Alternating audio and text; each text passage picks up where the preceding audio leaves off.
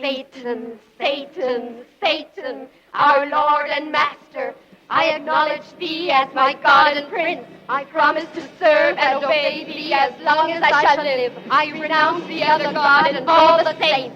Don't listen to them! Don't listen to them!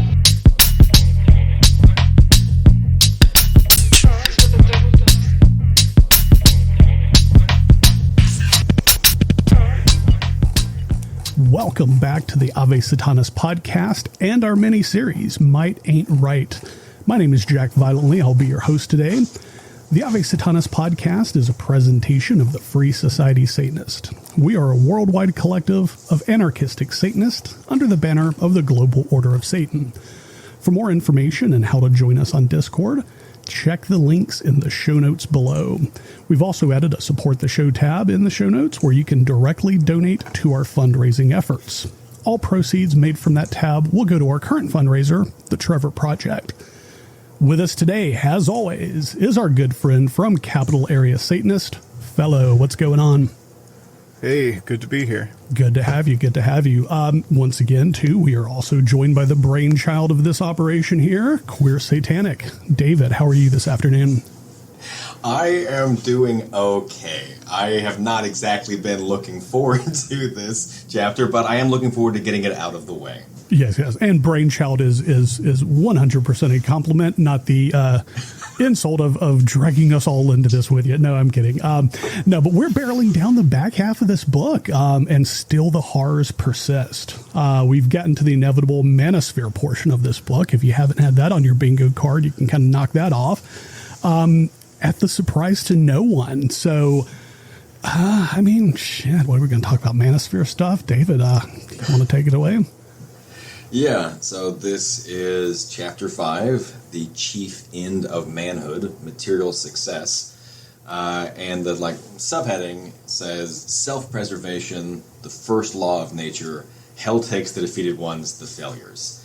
And I don't know, this was, for me, one of the harder chapters to get through, not just because it has these awful things, but just because he really is not having that much more new stuff to say. That was my impression of it. Right.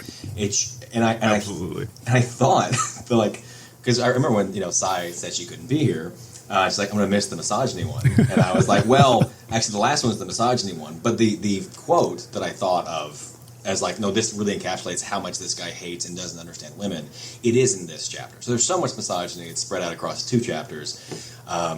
But I think it would be good for us to try to kind of go through, talk about the good stuff that we found, where we have some exuberance there. Sure.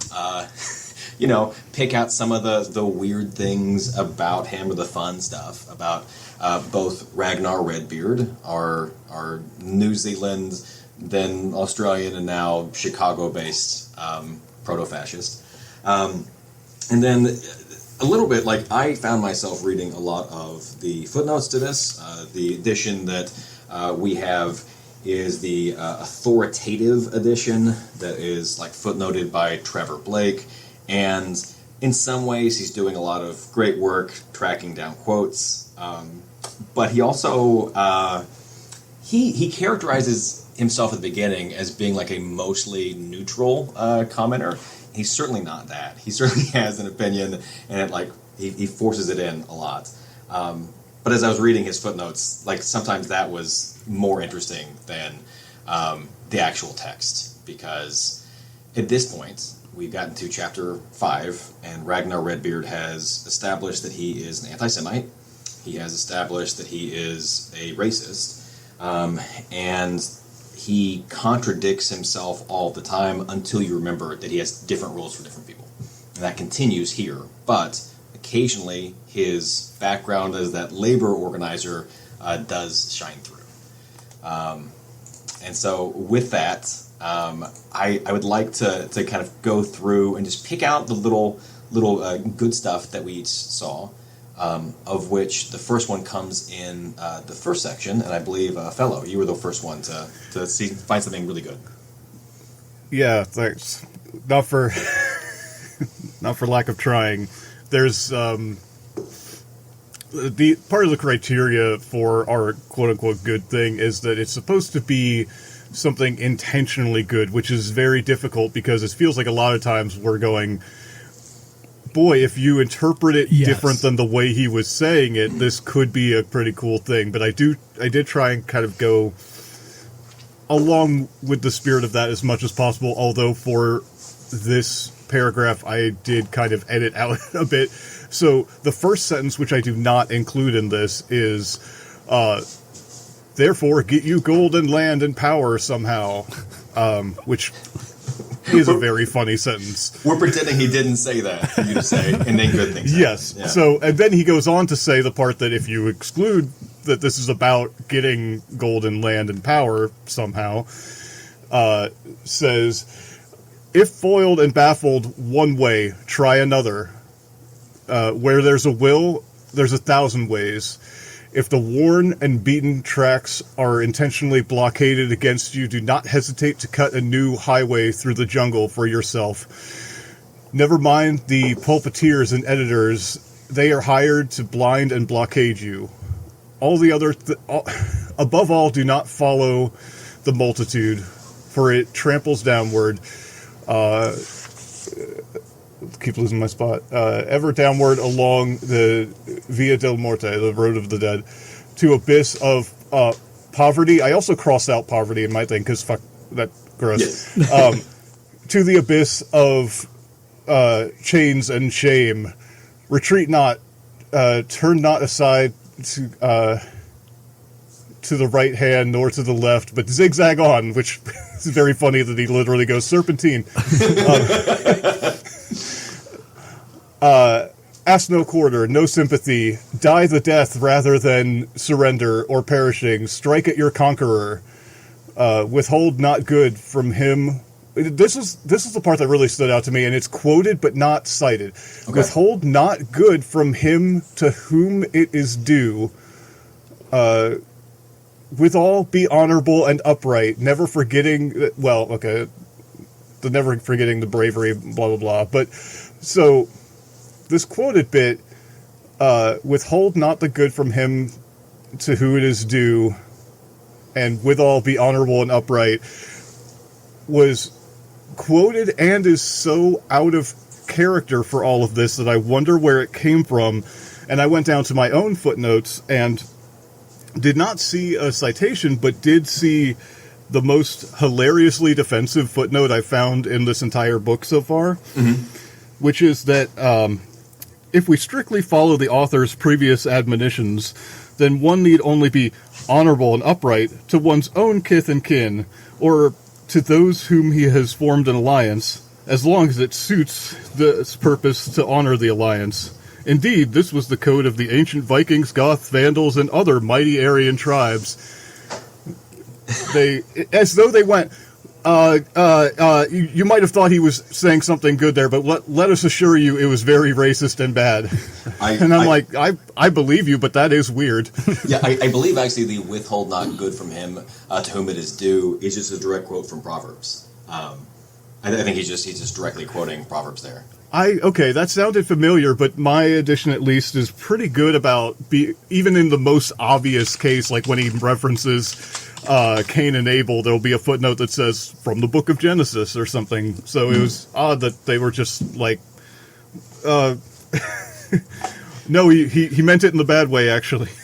Yeah, and also like that interpretation that you had in the footnote, like it does come up because all the stuff he's talking about being iconoclastic. In this, some of the worst things that he does is just be very standard, like patriarchy, and then like racist, but even more than racist, like your family is like your unit. And as I was reading the footnotes of the Trevor Blake version, he just quotes this book. So Max Stirner's The Ego in Its Own was published in English after this book, at least the 1896 version, and it's just full of all these like reflections. Like this book actually says this, but it's like he wishes he were reading The Ego in Its Own because it's a lot more interesting of a book than this. Because Max Stirner would never say that like the family is you. That's not like his idea of like individualism is not those sorts of things. At least the reading that I've been doing based on your suggestion a couple weeks ago, I don't see Max Stirner engaging in the kind of racist or like he doesn't associate himself as like a group that's superior to other people. Stirner is saying like I as an individual are so great, and so the fact that your footnote is talking about like the Vikings and the kith and kin and whatnot, like that does match Ragnar. And it's just like that makes him less interesting and less fun to read. Absolutely. This first section also had a good quote for Jack. Yeah, and actually 2 points to what Felo was saying. Number one, we are kind of cherry picking and assigning meaning to what he is saying, to which it probably isn't there. And the second point is I was not as gracious on mine. Mine's only a sentence. I couldn't give him a full paragraph. Scorn all insolent dictation has to right and wrong. Decide right and wrong for yourself. I mean, we're all Satanists here. Most of the people listening to this podcast are Satanists. I feel like that sentence there on its face, not, directly followed by what's next, decide right and wrong for yourself. I kind of thought that as like just kind of the textbook foundation of what Satanism should be. So like when I read that, I was like, oh, cool, man. I obviously couldn't go a full paragraph on that because that's ultimately a weird portion. Yeah, it's kind of afterwards. bookended by stuff. Absolutely. It's the Oreo shit sandwich that I just had to just peel off the cookie part. But decide right and wrong for yourself. Scorn all insolent dictation has to it. No one else should tell you what's right and how to live life. And I jive with that. Yeah, the individualist aspects of this that are embedded in this ideology are interesting. You just, again, have to forget all of the ways that he means that.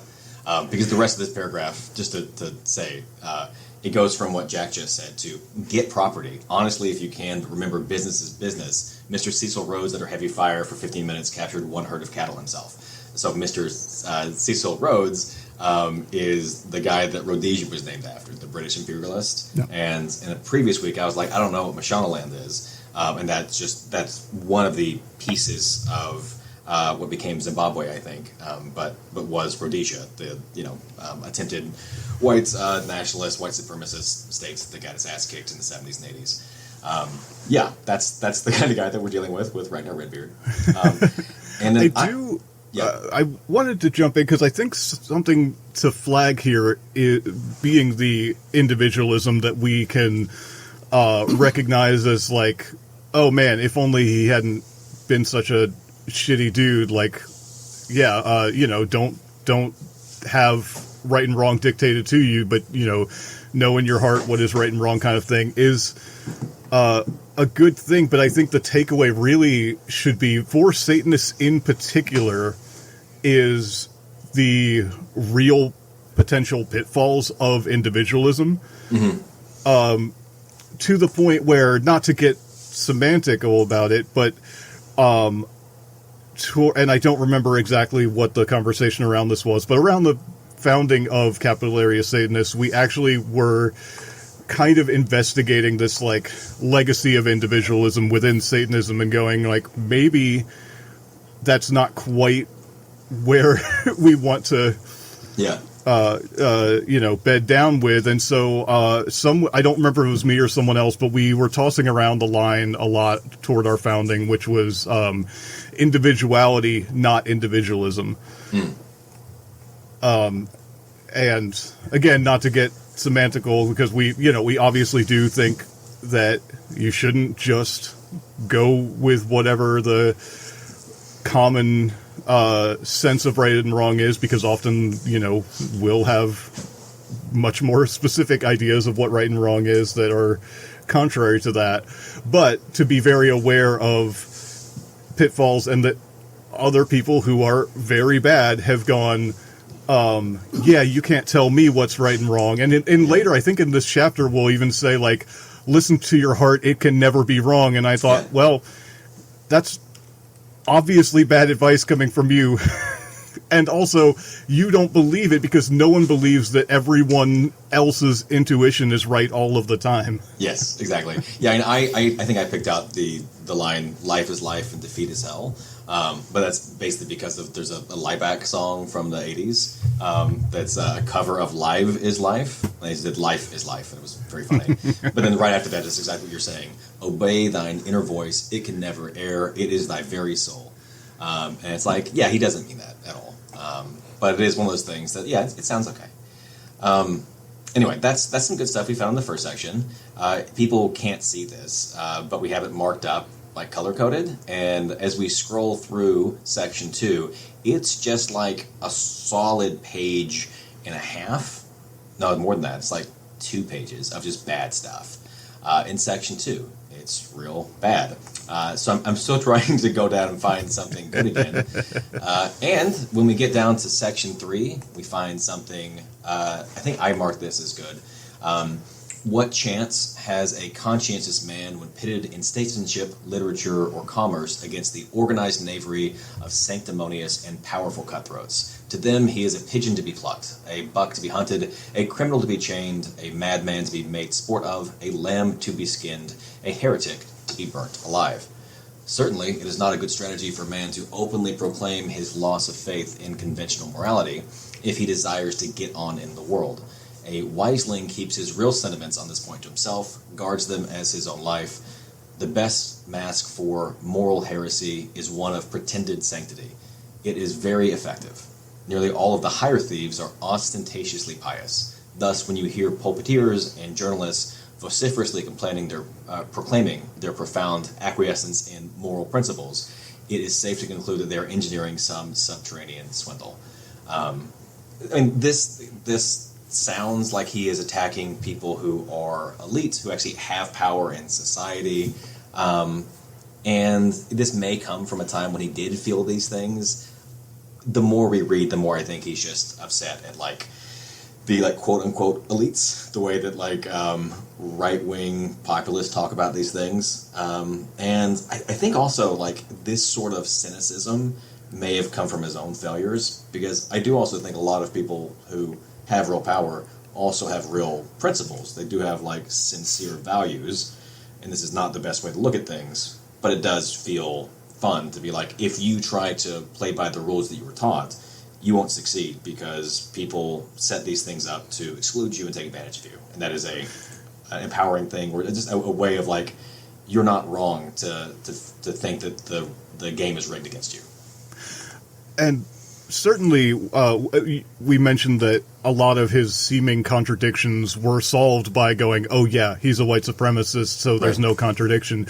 But I still feel like there's a little bit of a cognitive dissonance he's dealing with, man, these people are, these sneaky elites are swindling us, and also, but that's great, they're doing the good thing I said. I told him to do that kind of thing. Yeah, he wants to be one of them. He's not. He's not actually in this echelon, but if he was, he'd be very happy. I think that is part of it, too. He identifies, like, spiritually, or, like, his Patronus, or whatever you would say, is of an elite person in society taking advantage of others, even though his real, like, class and status are much lower. And he probably hates himself. I mean, he hates, like, all the groups he hates and blames them for it, but I'm sure he has, like, some self-loathing about, like, all of his lack of ability to accomplish anything. This sounds fucked up to say. I hope so. I hope he had some self-loathing. But it also brought to mind the quote that I wish I could find from LaVey or from Church of Satan, where the, like, in spirit or in essence, if not in name, all the, like, greats, the, captains of empire and all that have been Satanists. Yeah. And then you look at the actual Satanists who like, so what are you doing for a living? Yeah, okay. And it fills you with self-loathing, which I'm sure LaVey also had. There was an anecdote about him being picked up from the airport somewhere in Europe, I think, and the people going to pick him up showed up at the airport with, like, black robes and big pentagram medallions, and he said he was just so fucking embarrassed by them. Yeah, there's also some letter that he and Michael Aquino were writing back and forth about how he wanted to attract, like, senators and, like, captains of ministry, and instead it was just, like, these, like, loser neo-Nazis, and he didn't like it that much. But he didn't have a problem with them for being neo-Nazis. He had a problem with them for being losers who were neo-Nazis. Mm-hmm. Yeah, that's... Also, for people who don't know, we've said this in previous episodes, but Anton LaVey plagiarized the first 3 chapters of this book we haven't come across anything in chapter 4, chapter 5 that LeVay would have plagiarized for the Sidonic Bible. And maybe it's. I was also thinking maybe he had an edition of the book that was just the first 3 chapters or something like that. We don't know. We don't know what was going on with that.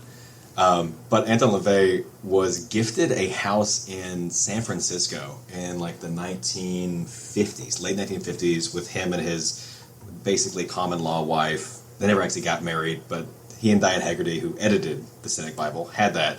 And then he was abusive to her. So she sued him in the 1980s, and he had to like pay her a bunch of money that he didn't have. So he got his real estate friend to buy the house that he had been given by his parents for basically nothing to pay off his essentially ex-wife. And it's just like all these things. It's just a loser. Right? Like Anton LaVey was like, we're the elite. Water finds its own level. Stratification. And like he dies in this like home that he kind of like let go to rot, and his real estate friend tore down in the late 1990s. Anyway, fuck LaVey. That's the point of that. For another good thing that's in the same section, which we're now in section 4. This was my good thing from this chapter. And it's just the phrase, the man who made justice was a liar. I think that's original too, Ragnar Redbeard, and that's pretty cool, because he says, behold, I post up this new proclamation, the man who made justice was a liar. I think that's pretty good. And in this case, it actually goes on to be kind of cool. Whatever weapon your enemy possesses must be duplicated or improved upon by you. If it suits him to challenge battle in an open front, be sure and ambush him in the flank. Or straight away, make a hidden detour and charge him in the rear.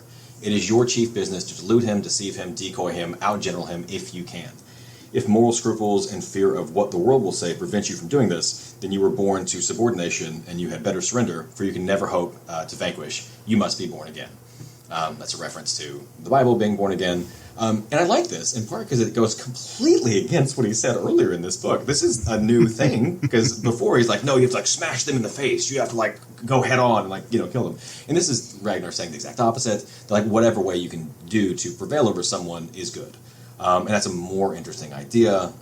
Again, I've been reading more of The Ego on Its Own by Max Stirner, and his idea of like power and like, I don't know, so like your own like energy and mana or whatever. It's also things like charisma. It's also things like your ability to cooperate with other people and get them to like you and do things. And that Stirner egoism and idea is a lot more interesting than things we've seen from Ragnar up to this point. This is closer. This is Ragnar being closer to the Stirner idea of like whatever is successful is actually success, because previously he's not been saying that. And it makes me wonder if this was a later development of his, or if it was something earlier that he inserted into this book, because it's a mess. But that was a small section that I liked.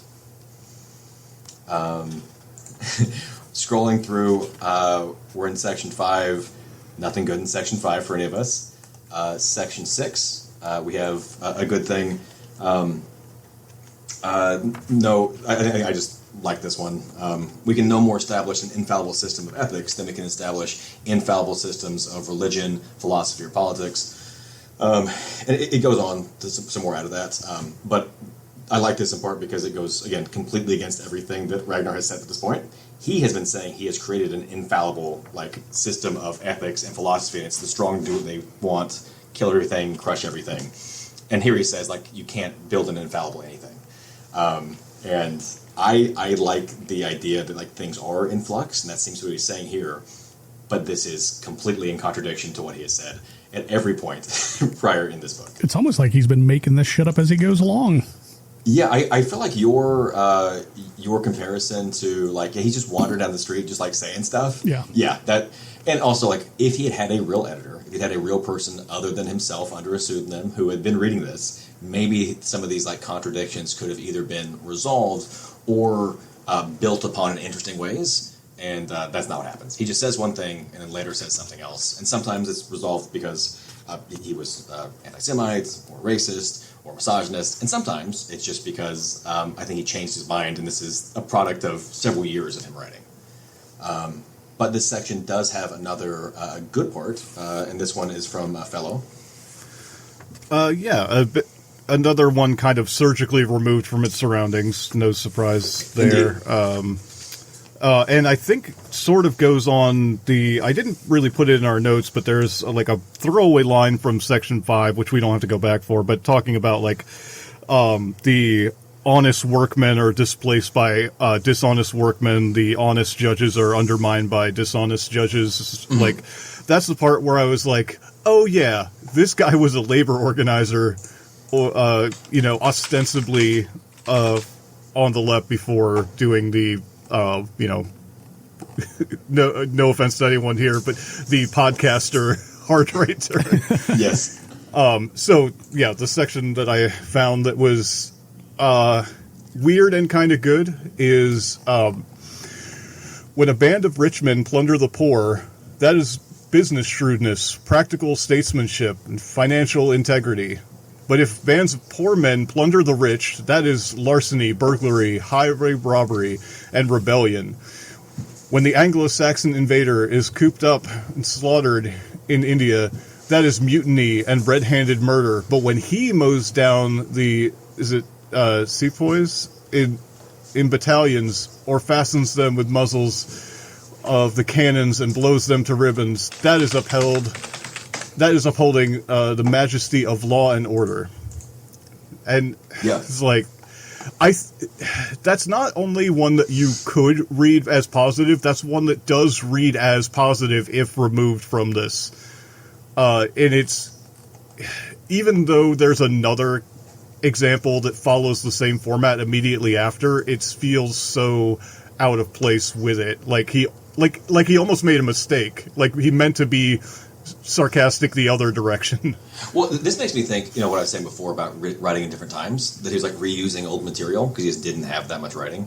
I think the specific thing of the Anglo-Saxon invader and the mutiny and red-handed murderers, that's a reference to the Indian Rebellion of 1857. I've also heard it called before the Indian Mutiny, because again, like that idea that these people were being invaded and being like mistreated in all these ways, rose up and fought their invaders, and they killed a few thousand. So I went over to the Wikipedia article. Says casualties and losses, about 6,000 British killed, including civilians, and then it's not clear how many Indians were killed, but 800,000. So like that sort of thing of. You can see him writing this in the early 1890s and being like, this is good. This is a good, isn't it interesting how we define morality based on our previous partisanship or whatever, right? All right, but then that next section that you didn't say was good is about the Cuban guerrillas killing Spaniards and this whole thing. I wonder if that's because of the late 1890s had more of that. That was going on for a while.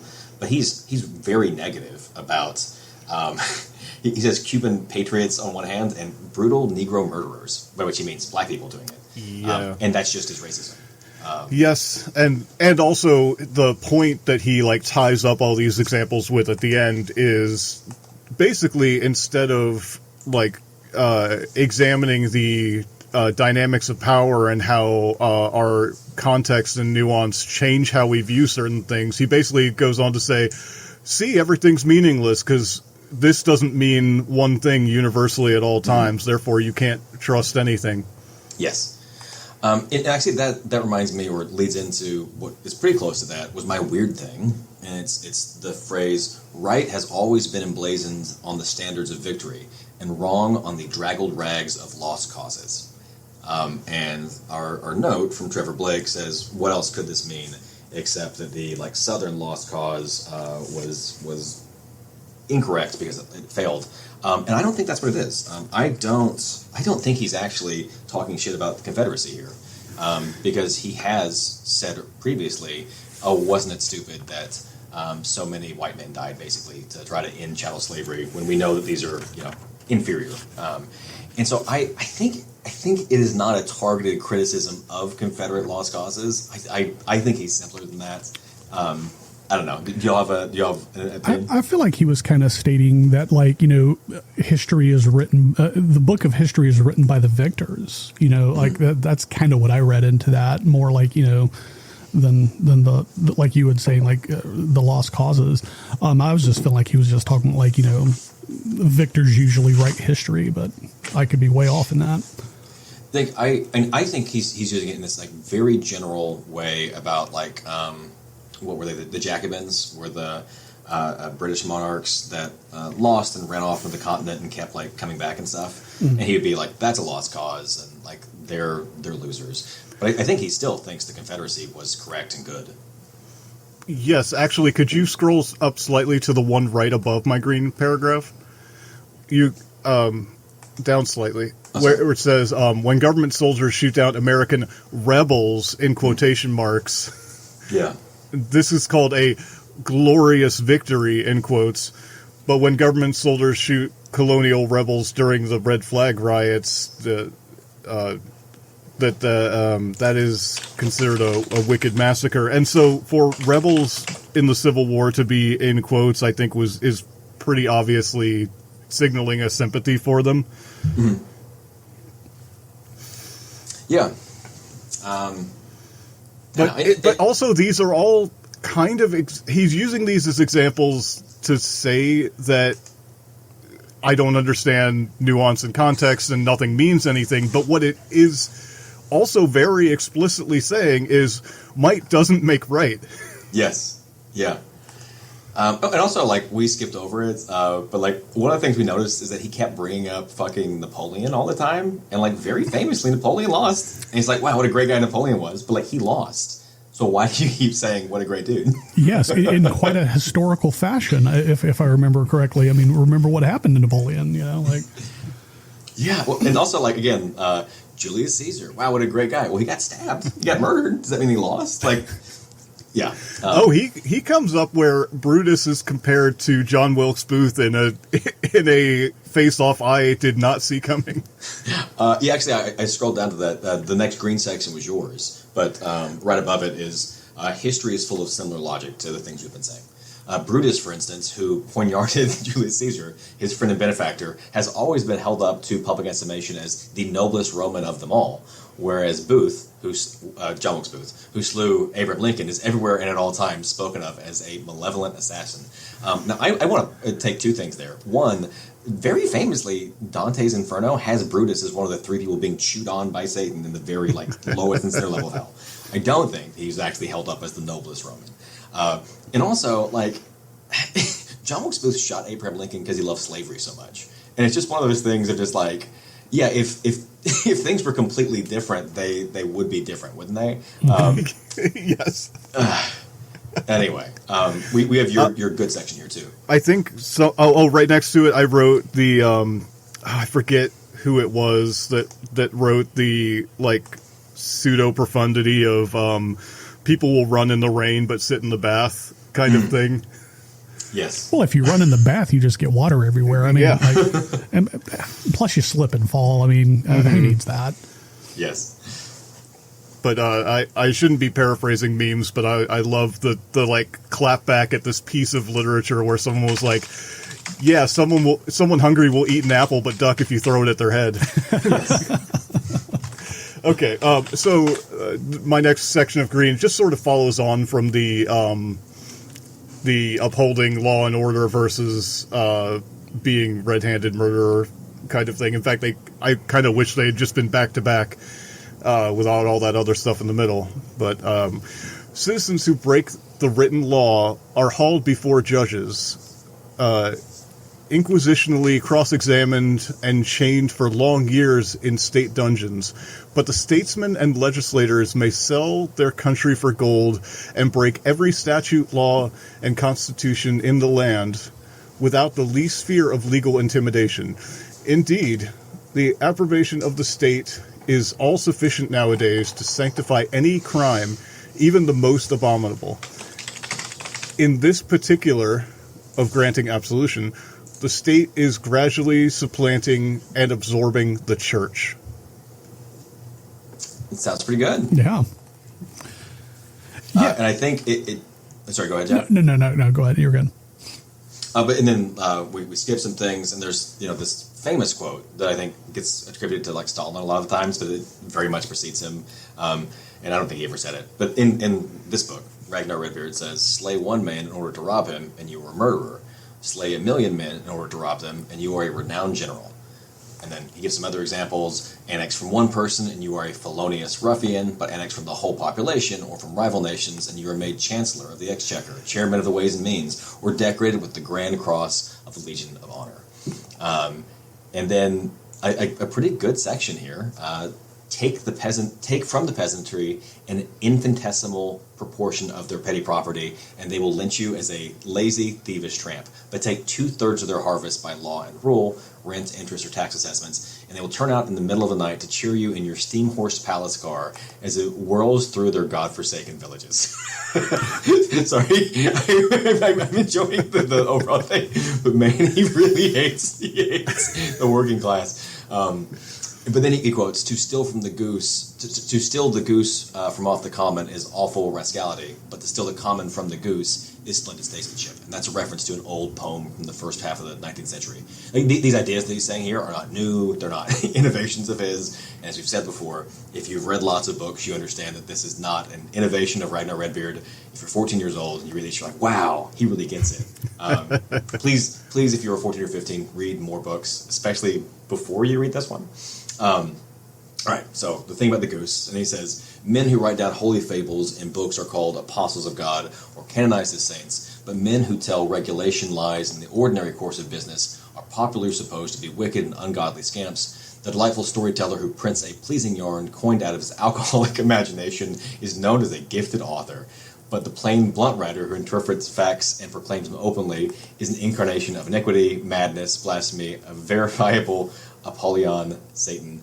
What is one man's meat is another man's poison. I think I enjoy that, but I think he's upset that like he used to be a journalist and he says he was telling the truth, but no, we talked about how he was going around to banks and accusing them of being insolvent and causing bank runs.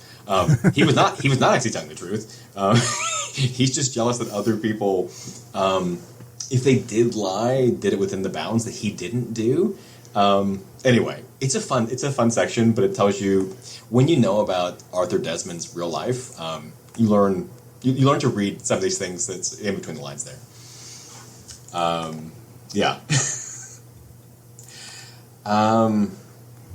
Okay, we have another good section in here, but in the interest of time, I was going to skip down to Jack, who had a good section here. So I was actually going to say that, we're kind of approaching the 40-minute mark, and we don't have to read all of mine. I was really just going to read one out of the last, I think, 2 or 3 that I have.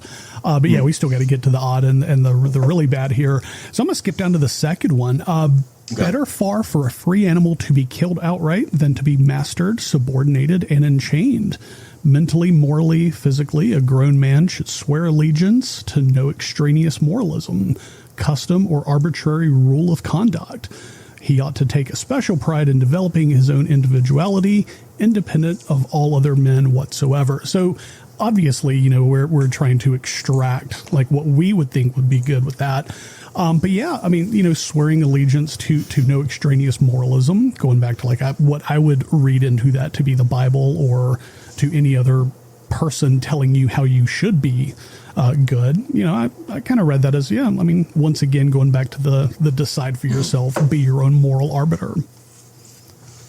Yeah, and it is empowering, especially if you're looking at a context where, like, there were still some people who believed that, like, I don't know, there was something external to our own selves and the way that we, like, build and do things.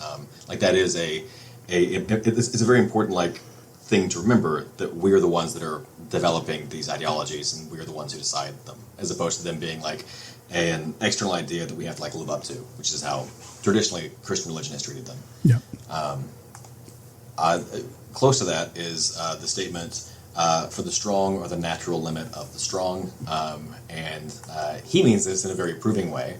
If I was going to take something out of it, it would be we have to remember that, like, people who have power cannot be like convinced typically by just like talk. You have to have an answer to their strength and their challenges to you.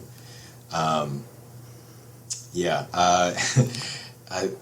going to read this one out. They let him no longer boast of his bravery who merely weeps for his dear ones when his dear ones weep for bread. That sounds like labor organizer, champion of the poor, Ragnar Redbeard, doesn't it? Yep. So, guys, I gotta say, like, I feel like this is a record we have set, and I feel like we've come across it in Chapter 5. We have been going now for 40 minutes, speaking really nothing but positive things, or mostly positive about this book, and I feel that's 35 minutes too long. I don't know. Like, I don't know if we should be giving him this many flowers here. This is great. These feel like accidents on his part for a large part, but yes, absolutely. And so, yeah, we should underscore again, like, we are very much cherry-picking some stuff that we can read positively out of a very awful book. For the people listening at home, in the notes I wrote specifically for this chapter here, the chief end of manhood, the kind of toxic bullshit. I was like, I found a lot of good stuff here. Like, I found 3 or 4, and I was like, I feel bad about this. Like, I don't know how I should comport this. But we were joking before the recording that Felo found the most good stuff as a vegan in the cannibalism chapter. Yes. You found the most good stuff as a feminist in the misogynistic chapter. As we're going through, I think we're into section 8 now. We've skipped a lot of stuff. Another weird thing is that Ragnar uses the word demonetize when he means demonize. Yes. And he does it consistently. I do not think it's intentional. I think he just doesn't know the right word. Again, I felt gaslit by it because he used it so much. I was like, oh, I guess that's just how they used to use that word. I don't think so. I don't think so either. No, he also uses M dashes in the way I've never seen from anyone else. And I was like, well, I guess people just wrote that way back then. And then I went, no, wait, I've read a lot of old literature. I think he's just using it wrong. That's what people without editors do, for sure. Although, Jack, we do have another one. Do you want to talk about this some more? Or? So as you guys were talking about this, like earlier in the show, I kind of started rethinking why I thought this was so good. But mine would be: a man's first duty in this world is to himself, and the word himself includes those near and dear ones who have twined their tendrils around his heart. A man's kindred are part of himself. He should not forget that when fighting for his own land, or fighting for his own hand, he is fighting for them. His strength is their rampart. Their strength is his glory. The family and the individual are a unit. So, obviously, you have to do right by your family. You have to, when finding a way in this world for yourself, you also kind of have to look out for those who have kind of placed their trust in you and placed their not allegiance. That's a screwed up way to put it, but those who have put themselves with you. So when I read that, I was like, yeah, that kind of makes sense. Like that's where my head was when I was reading it, was, kind of, you have to do right by your family because you've made a promise to them. But I know he means his property when he's referring to his wife. Right. And I was just going to say that because I was thinking the first part of it, a man's first duty in this world is to himself, and the world himself includes those near and dear ones who have twined their tendrils around his heart. Yes. Because that's where I would stop it. Yeah. Because I think the very next sentence when he talks about a man's kindred are part of himself, he means that in the sense the paterfamilias owns them. Yes. I think he does mean this is property there. Yeah. And when I was thinking about that, when in Christian life, when man and woman get married, they become one, I guess. I was still probably thinking in olden times too. But yeah, no, I definitely could have stopped that one short. But I got a new highlighter and I was really, really excited. So I was like, let's just keep going. Let's just keep going. But no, I definitely get that he means different with that. Yeah, I do like that line though, and I do think if it had come after a conversation about circle of empathy and civic duty and your what is expected of you within a community, I might have been more on the same page with him on that, but that would be so wildly out of character for this book. No, exactly like what we were saying earlier about how in a more interesting version of this ideology, his egoism would also include people he cares about, and he doesn't really mean that. He doesn't actually mean that when he says that, but because it would have to be care about in a sense of, oh, I just like these people, not, oh, we can form a temporary alliance to mutually gain things, but we are lions, and if you try and take more than your fair share, then watch out. And also, this I had to skip through a bunch of stuff. for Section 9 now.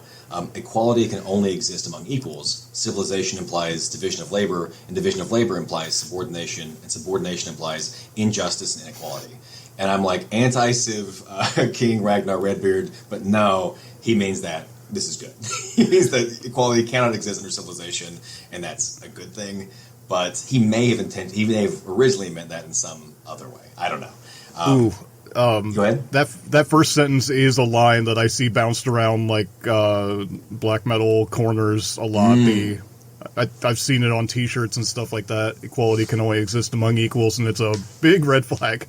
Yeah, no, and again, I understand why, because it comes from this book, and there's a whole ideology about how you don't have to treat other people as equals.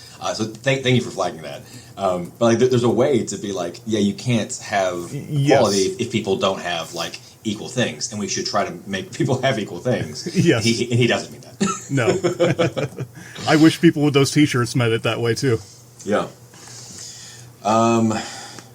So this is now in Section 10, and I did mention this earlier, but I find this to be a really interesting and empowering idea. Society is altogether a matter of convenience and implement and expediency. It is the creation of man, and what man manufactures he may modify or destroy.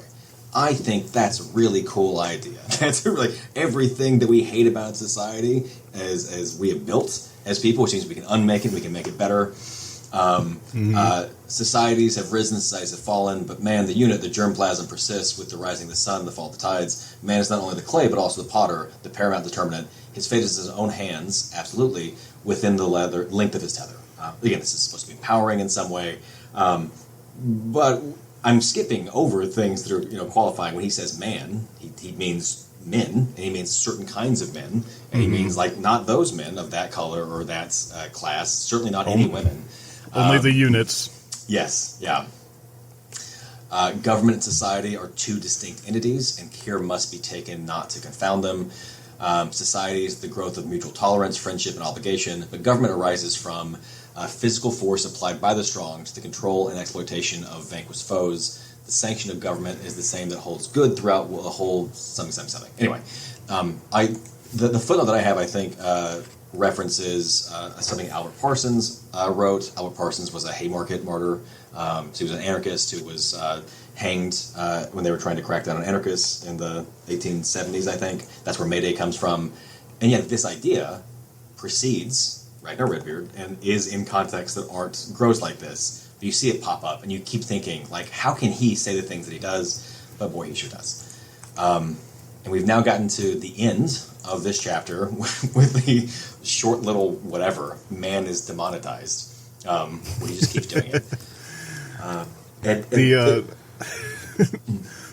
The impression of, so those were the good highlights, but so much of this chapter feels like we talked about, manosphere, like someone ranting in a blog or on a podcast or on a YouTube thing, to the point where I was like, it's an accident, but demonetized really is kind of appropriate. Right. Yeah. Okay. So, and also, like, to that thing, you're like, well, maybe he is more interesting in some way.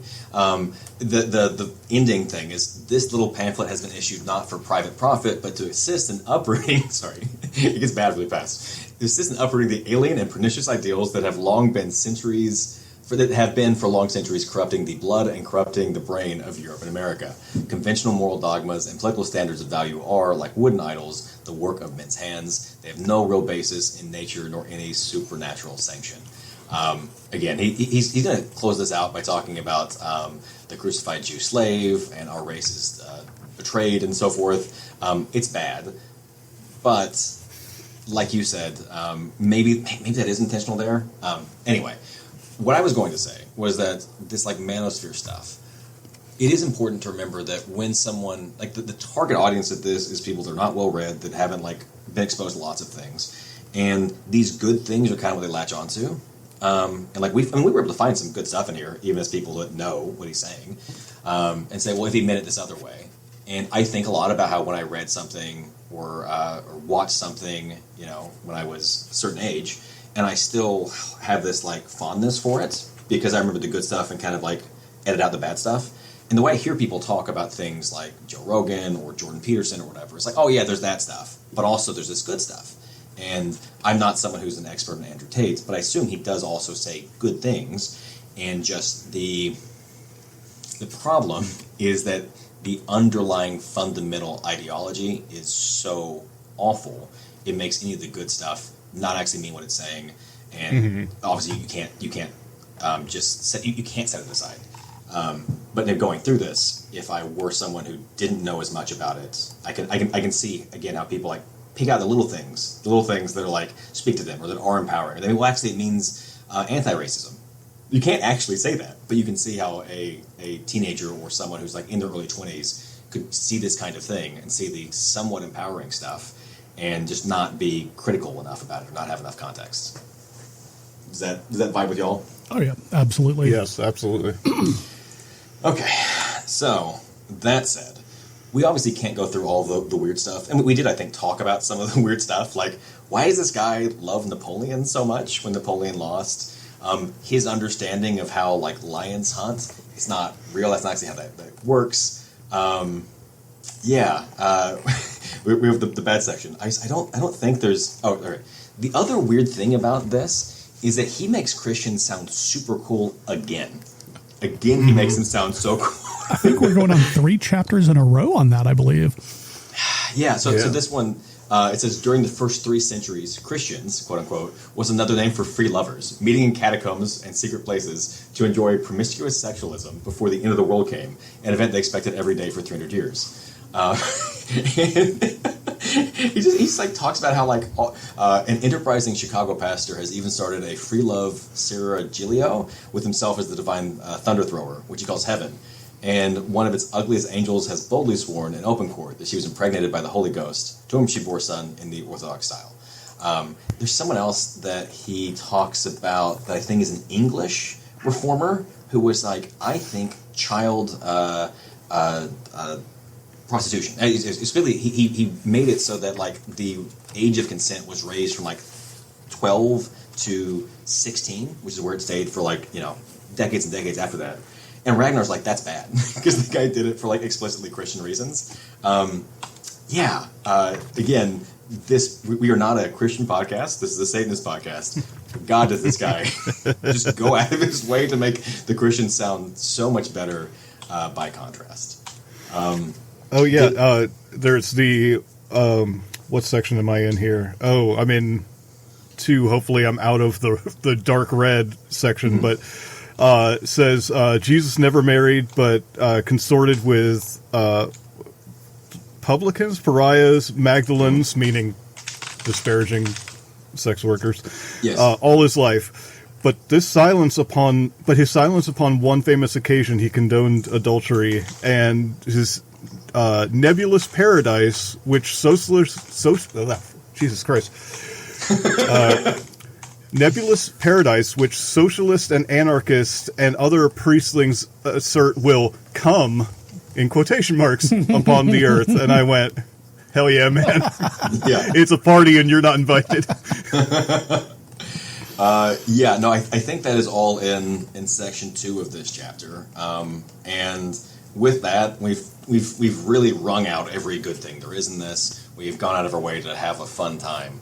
I don't think we can really have a fun time with the bad section, and I think all of us had the bad section in the same place. We are really backloading this episode with bullshit here. We pump Sunshine for the first 50 minutes. The last 45 are just straight downhill. Okay. Just really didn't want to get to this part.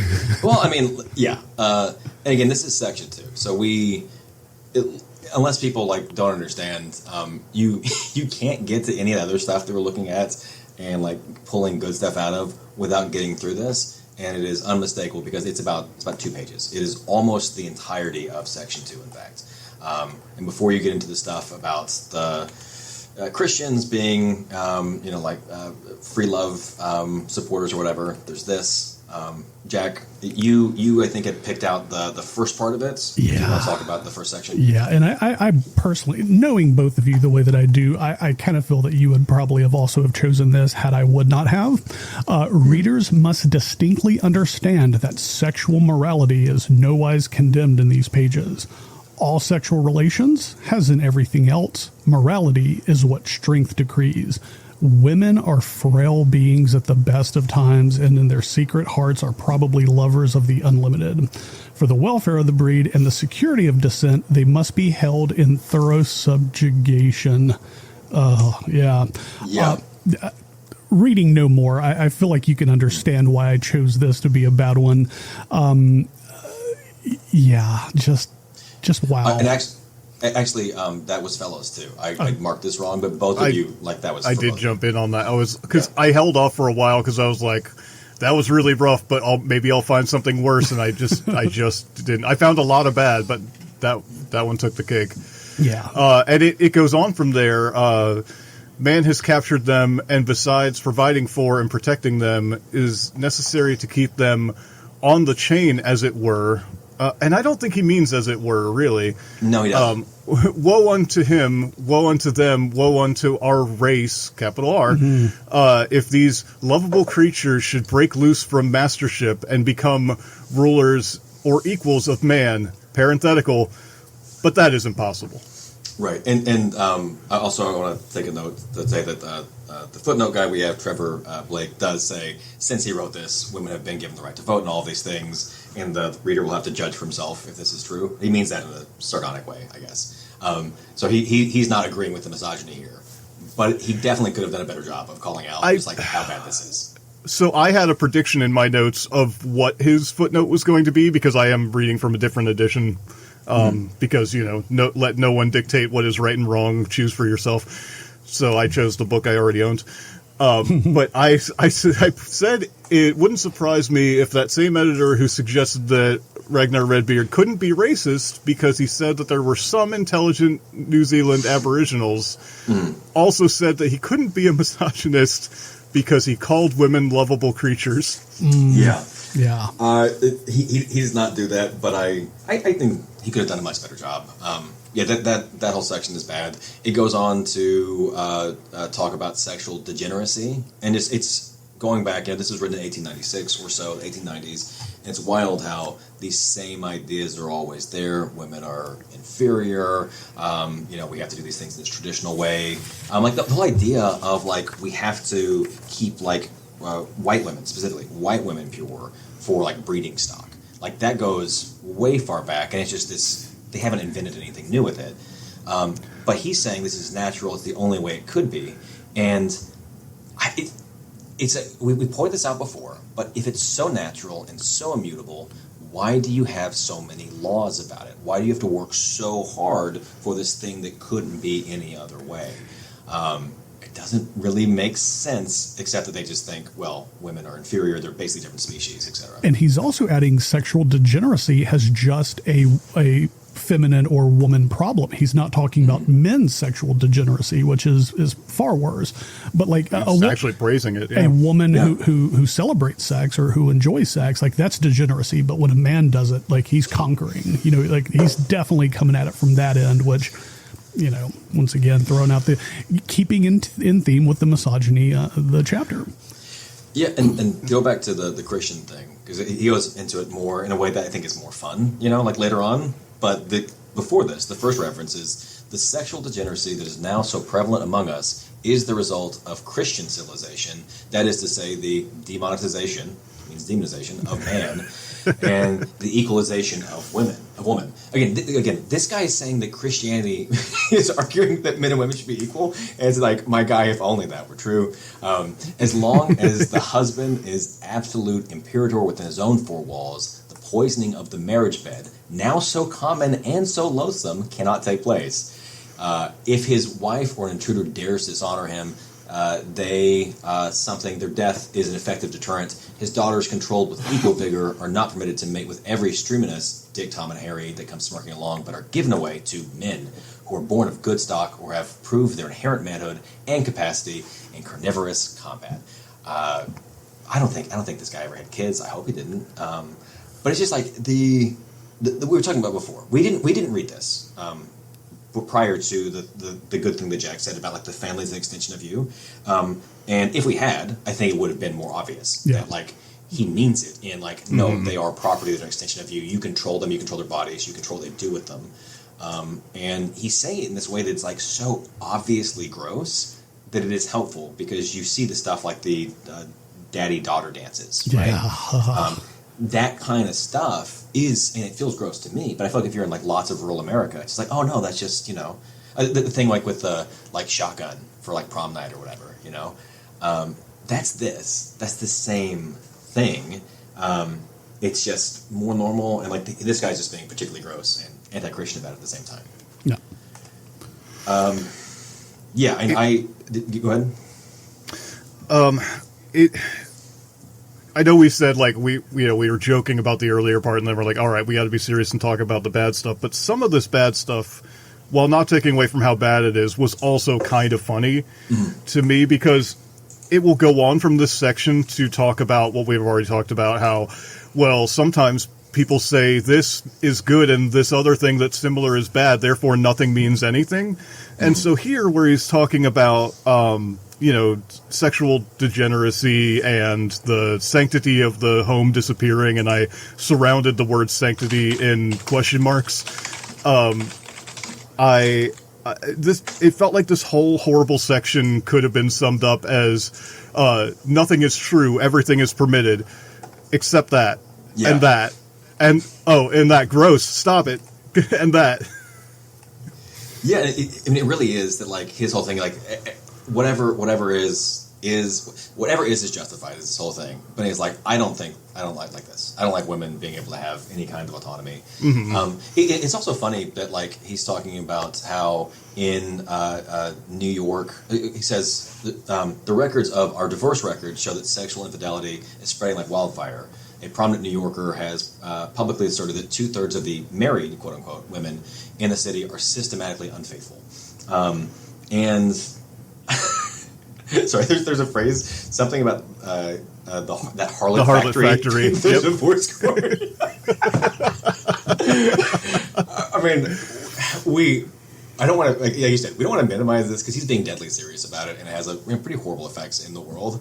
But like when you just see him say this stuff, and remember, he's writing about the end of the 19th century, and people are still saying divorce is ruining society, right? Everything's coming apart because women are enjoying sex too much, and they're getting divorced, and there's too much, cheating. And it's the same worries about how things used to be better, but now they're bad. And some of this guy is like, things used to be better before Christianity 2,000 fucking years ago. Like, all right. So my worst thing comes immediately after that, and it's this: a woman is 2/3 womb. The other third is a network of nerves and sentimentality. To emancipate her is to hand her over to the tender mercies of clerics who have learned to play upon her emotionalism. The credos become illegitimately powerful and even dictate the whole duty of man. And he goes on to talk about churches being bad. And that, like, just reduction of women to being like 2/3 womb or whatever, I think it's a very common thing. I think we see it in the manosphere a lot, the way that the women are talked about. Yeah. I don't think you can get past this. Like the thing that what you and Felo had, Jack, were really good, bad. And then this also like reduction of women to like a breeding organ is a thing that we see so often in the right, the trads, etc. And that's all the first page of this section. He goes on to say prostitution, in parentheses, for hire, is the direct outcome of unnatural conditions brought about and established by the harmonious infernalism of statesmen and prelates. And he talks about Sodom and a great city is a great ulcer, and a great ulcer is surely a symptom of congenital blood poisoning. Undoubtedly, the destruction of Sodom and Gomorrah was a good thing. The only thing he has to say good about the Bible was Sodom and Gomorrah. Like that's the guy we're talking about here.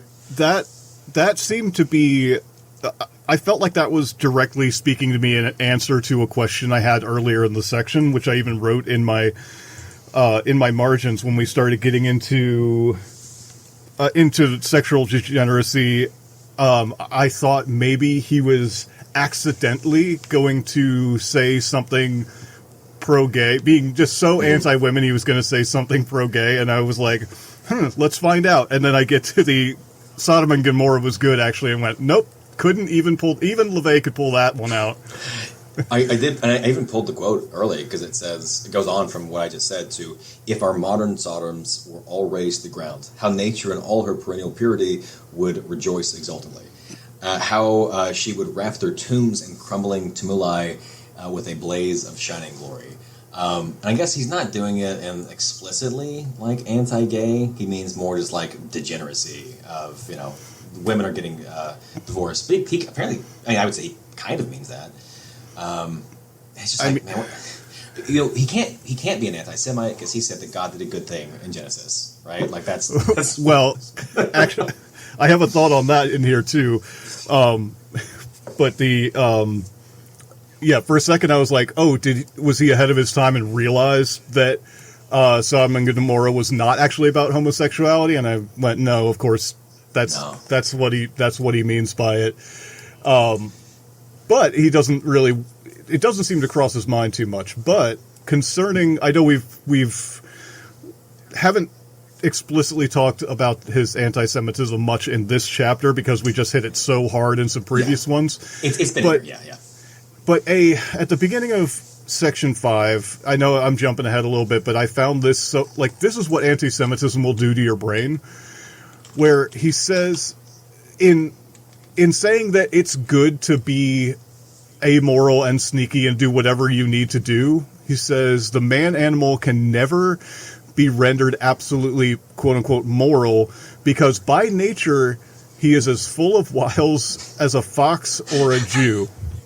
And if the sentence ends before the last three the last three sentences or words, it's a fine. The man animal can never be rendered absolutely moral because by nature he is as full of wiles as a fox. Okay, sure, that's a fine sentence. Yeah, sure, but no, sure, but it.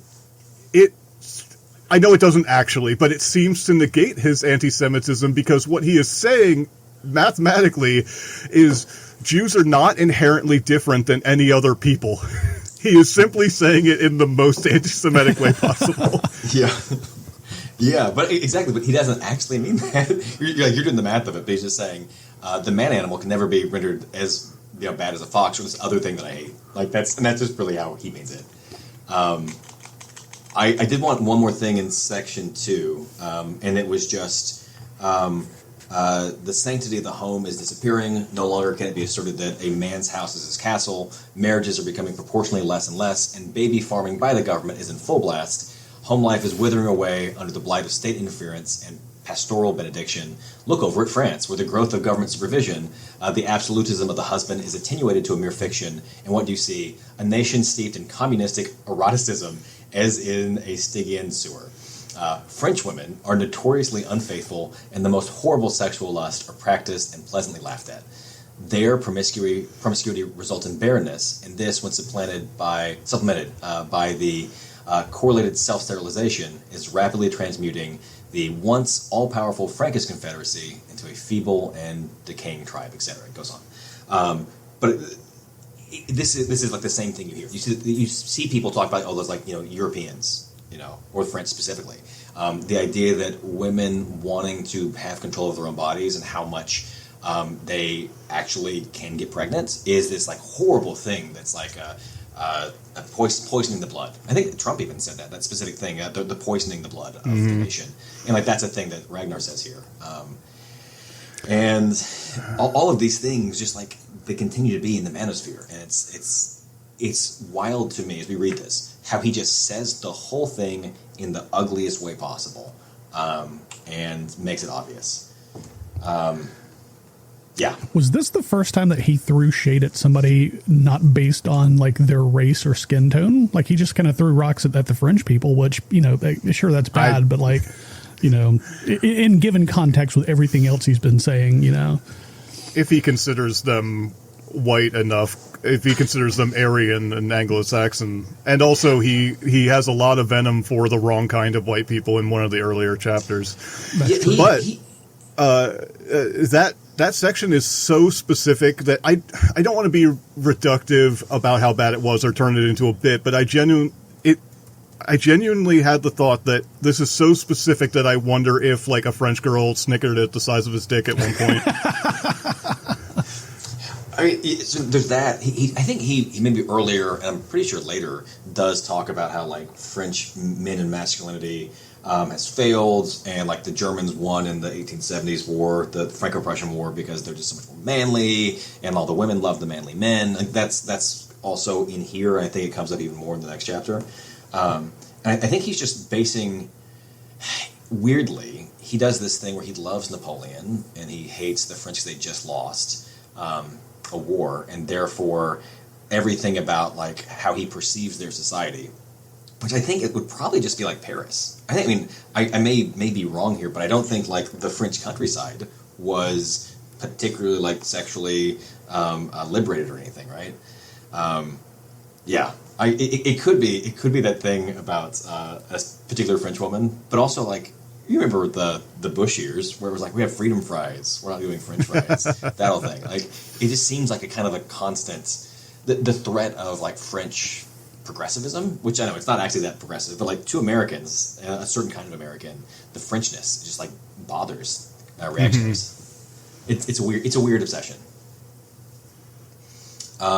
We've hit our big thing, and I think that was really important to understand because it goes on. He continues to talk about women, and you know, Sai not being here could have had a lot of insightful things to say. But it also just reminded me of because we went through like how women are weak and they're inferior. And just last time that we recorded, Sai pointed out how he like, throws a jab at women for being like even more cruel and mean than men. You know, like a woman scorned, and they're like even more like nasty than men. And you would think he would take that as a positive, except he's a misogynist, right? He's a misogynist, so he cannot appreciate women for supposedly having this like greater skill for malice. I think I skipped a whole bunch of stuff to find this section, which I think is section 5. Ragnar says, "Indeed, the majority of men never win success until they are middle-aged, until they have had time to slough off the false idealisms they began the world with. Unnaturalism has never yet bred a race of heroes and never will. All great races are predatory."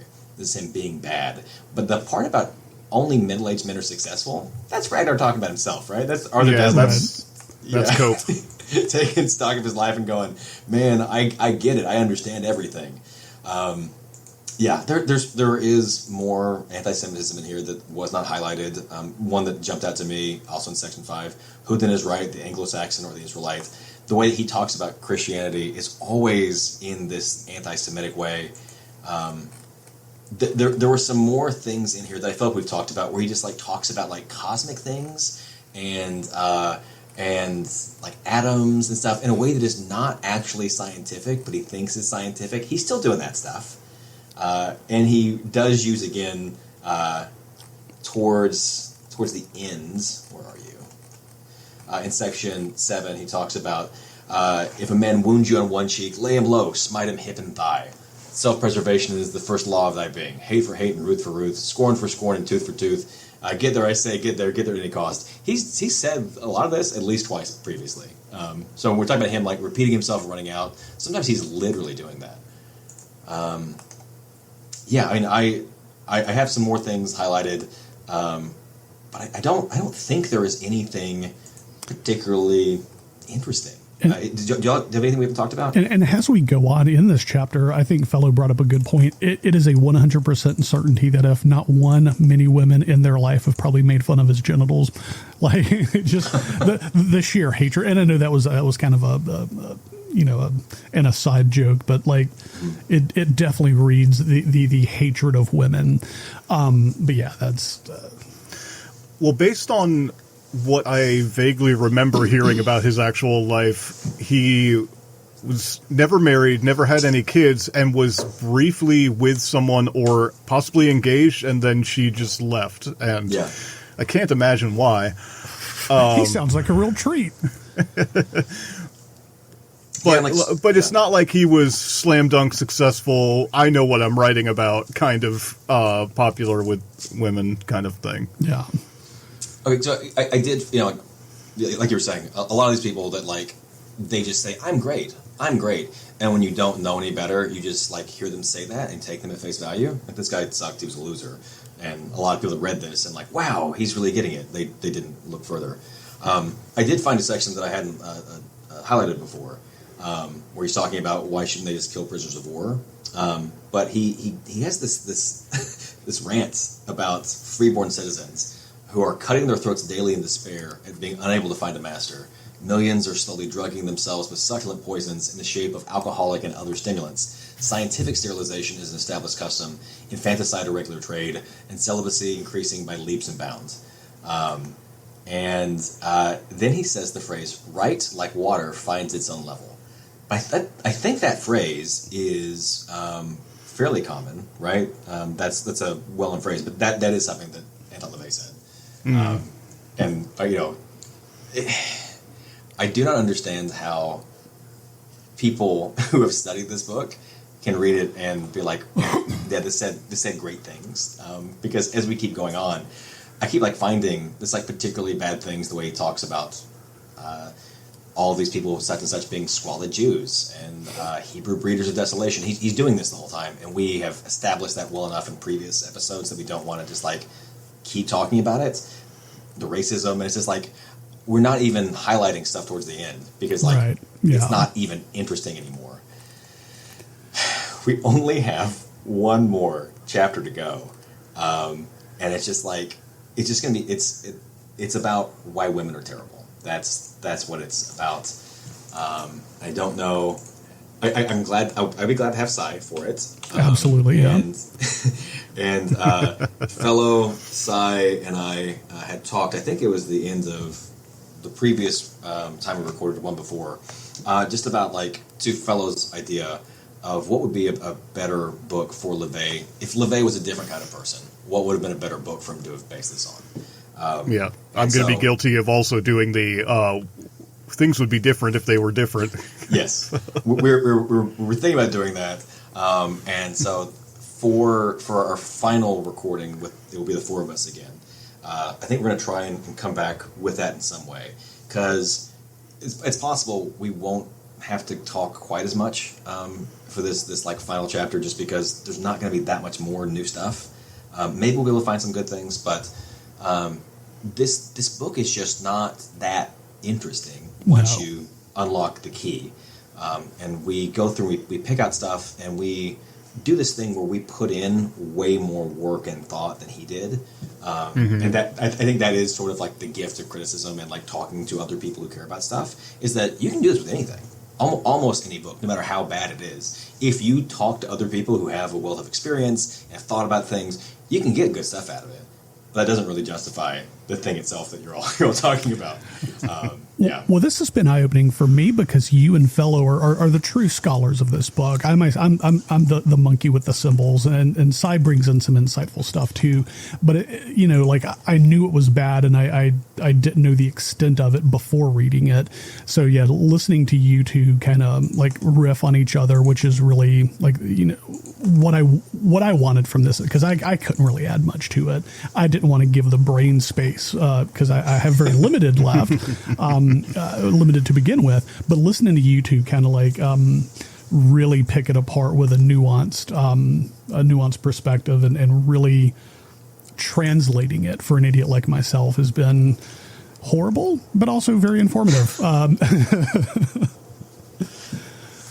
But yeah. We're kind of wrapping down towards the end of it. Any final thoughts before we wrap this up? I think only that we are by happenstance a little bit, but also just maybe it lined up serendipitously. We were three guys who were talking about this, who are not going to be experiencing misogyny out in the world. Yeah. For the most part, we are going to be people who relatively benefit from patriarchy. Yeah. To people who are not positioned as we are in society, there are things that we missed about this and are worth talking about, and I think we want to say that.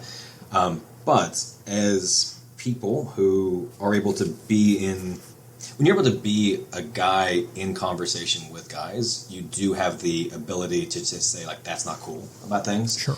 And Jack, I know you do a very good job of these things in your spaces. I'm always trying to do these things, but I think it is our responsibility as people who I mean, I was raised in a kind of patriarchal society, and the expectations were one way, and I have gotten better about lots of those things, and I'm always trying to do better than I am. But also, just like when you are in a place where people feel safe saying horrible misogynistic things, if you're listening to this, just remember that like it is really powerful to be able to say, no, that's not cool, or why would you say that? And it's really challenged people because this. Usually it's not stated this outright and this ugly, but it does have real effects on real people in the world. Sometimes violent, sometimes not violent, but no one should have to deal with this. And unfortunately, about half the population does. Yeah.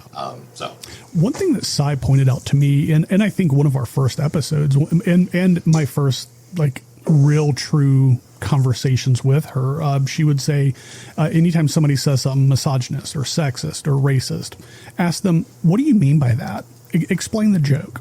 Because that also makes them either have to defend that position, put 10 toes on the ground and repeat what they said, or they hear it back and they're like, yeah, damn it, yeah, you're right. And most of the time they're defending their position. But yeah, I find a really good defense when encountering sexism, misogyny, racism, any ism, is explain the joke. Why was that funny? Or what did you mean by that? A very great disarming question. Yeah. But yeah, we're going to wrap it up here. We will do a segment from one of my favorite podcasts, Behind the Bastards. David, we'll start with you first. Would you like to plug anything, where people can find you? Queersatanic.com. We're still updating that semi-regularly, not as much. Now there's not a full-time, part-time job or whatever. Not so much, but we're also on social media, Blue Sky, Collectiva, at Queer Satanic, pretty much all of those places. Outstanding. Fellow, why don't you let the people know where they can find you? Yes, you can find us at capitalareasatanist.org. I also don't update that as much as I'd like to be, but crucially there is a link to our Discord there, which anyone is welcome to join. You don't have to be in the DC area. And yeah, that's where we are most active. That's where you can find us. And we'll have all those in the show notes as well, too. And if you want to find the Free Society Satanist, just open your window, stick your head out, and yell out, "Hail Satan," and a demon will appear. This has been the chief end of manhood. Join us next week. Next Finally. time. Finally. The last chapter, Love and Women and War. My God, am I ready for this fucking book to be out of my hands? But yeah, we're going to end it there, guys. Hope you've enjoyed it. We've enjoyed having you. Hopefully you've learned something. Until next time, hail Satan and hail thyself. Hail Satan.